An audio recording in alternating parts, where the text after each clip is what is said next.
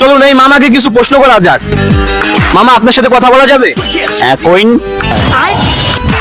মনে করেন আমি আর আপনি এক জঙ্গলে গেছি, বাইগান জঙ্গলে একটা আপেল পাইছি, এখন সেই আপেলটা খাবে কে? আপনি খাইন। না, পাইছি তো দুইজন। খান, আপনি খান। ওকে, আমি খেলাম। তারপর একটু হাঁটার পর সামনে যে একটা ঝর্ণা, ঝর্ণার পানি, এখন ঝর্ণার পানি খাবে কে? আপনি আপেল খাইছেন, আপনি খান। আচ্ছা, আপেলও আমি খেলাম। একটু সামনে যাওয়ার পর আমরা দেখলাম একটা মুচিকে, আর এই মুচি কিন্তু যেই সেই মুচি না, এই মুচি আবারও বোয়া সেলাই করে। এখন কাঠটা সেলাই করবে। আপনি আপেল খাইছেন, আপনি পানি খাইছেন, আপনি দেই সেলাই করবো। ও আচ্ছা, আমারটাই সেলাই করলো। তারপর আমরা আরেকটু সামনে যাওয়ার পর আমরা পেলাম একটা সান্ডা। সান্ডা বড় গোয়া আমার, এখন এই সান্ডা কাকে গোয়া মারবে? আপনার তো সেলাই করা।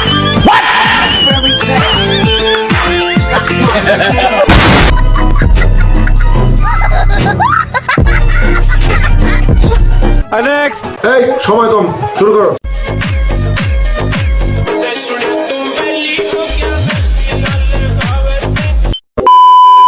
চাচা, হ্যাঁ চাচা, শুনলাম আপনার নাকি অনেক সয় সম্পত্তি আছেন। সয় সম্পত্তি তো বাদান আমার দাদার আমলে আছি। আচ্ছা, আমরা এক ডাহে 70-80 কানি খেত আছি। এই মাথাতে নাস্তা খায় চাচা দুধ দিছি, এই মাথাত গে পৌঁছাইতে গে মাদানি কার সময় গেছে। বাদান বল দেন গুরু দি যাচ্ছেন বান্দানি নিচে বই রেছি। একটা বল দেন গুরু ওনে যুগের আতির সমান হইব। কি কই কুরবানির ডাইলে বাজান আচ্ছা, এক ডাহে 14 লাখ 15 লাখ টাকা বেচছি। ওহনের আমলে কি চাচা? ওহনে যুগে তো বাজান মনে করো এই 14-15 লাখ টাকা 14-15 কোটি টাকার কমই তো না। কি সয় সম্পত্তি আছেন চিন্তা করে দেখো। মাইরে তাই চাচা, কি কই নি তানি ঠেক মেরে লেছে চাচা, তো এত সয় সম্পত্তি কি করছো? তো সয় সম্পত্তি তো বাজান মনে করো যে আমার দাদার আমলে শেষ। কেমনে? আমার দাদা একটু মিষ্টি খাওয়া পছন্দ করতো। মিষ্টিটা খাওয়া খুব পছন্দ করতো দাদা। হ্যাঁ। আচ্ছা, যেই দোকানে গিয়ে মিষ্টি খাইতো এক কানি হেরে খেত লেখে। এবার মিষ্টি দোকান আমি কেন বললাম না চাচা? কি একটা বিনাশ করছে চিন্তা করে দেখুন। কি সয় সম্পত্তি আছে না? আই সরব